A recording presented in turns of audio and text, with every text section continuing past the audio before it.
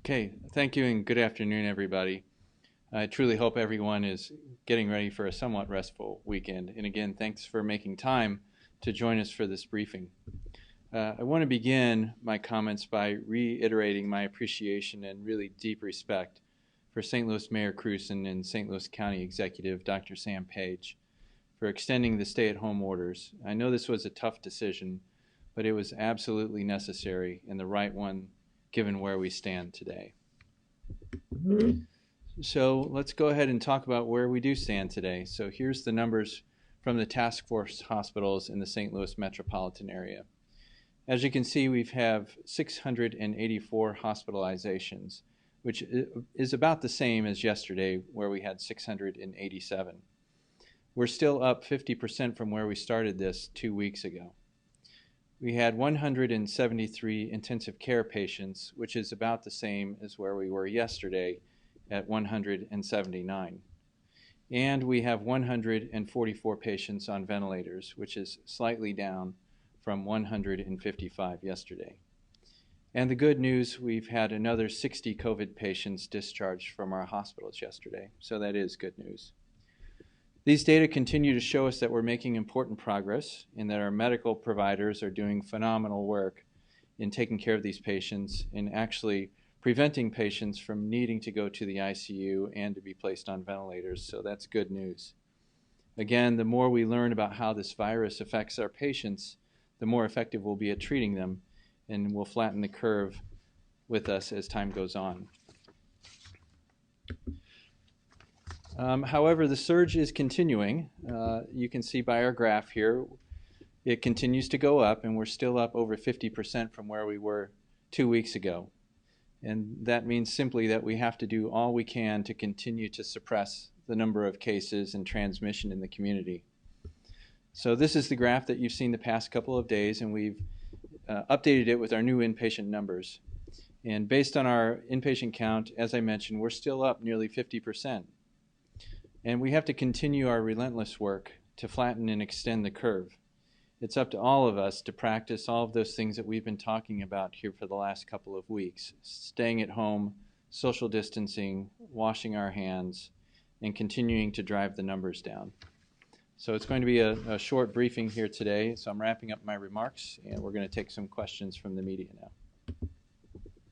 Dr. Garza, this reporter wanted to see if you had any comment on Governor Parsons' described four-tier plan to reopen the economy of the state. The plan is focused on things like boosting testing and the state's PPE reserves. And the reporter is curious as to whether you think that's something that can be accomplished by May 3rd when the state's order now expires. That's a good question.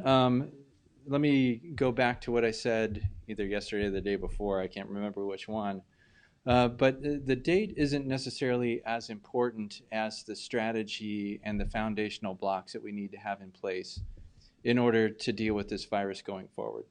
And so the things that the governor laid out, I don't think anybody disagrees with. We have to have more testing, whether that is through our PCR testing or the acute care testing, or through immunology testing, which is the serology testing we spoke about yesterday. And that's so that we can get a better idea of what the prevalence of disease is in our community. So how much disease is there? Right now, because of the lack of testing supplies, we really don't know what the extent is of disease in the community. He had also mentioned expanded reserves of personal protective equipment, which again, I completely agree with. I will, though, caveat that with saying we're still operating as hospital systems under crisis standards of care, which means we don't have all of the PPE we would wish to have. And so anything that we can do to ramp up production or to get more supplies, we're certainly in favor of. Extending and expanding hospital or health system capacity, we feel like we've done a very good job of that. But I think where we could use some assistance as well is in preventing transmission rather than increasing healthcare capacity. If we increase healthcare capacity, that means we already have an increased number of cases. And again, the objective is to decrease number of cases. So that would then lead me to believe we need to do other things out in our communities to decrease transmission. And so whether that's having more quarantine facilities so that people that can't quarantine at home have a place to go, taking care of our at-risk populations, particularly our homeless and other populations like that. And then we need to have improved public health infrastructure as well. And you've heard me talk about this testing and tracing strategy. And so in order to be able to identify where the hot spots are in the community and to be able to really clamp down and decrease transmission, we would need a much more robust platform than we have right now. So don't disagree at all with the underpinnings of it. I think the data is irrelevant. We have to have that strategy and that infrastructure in place first.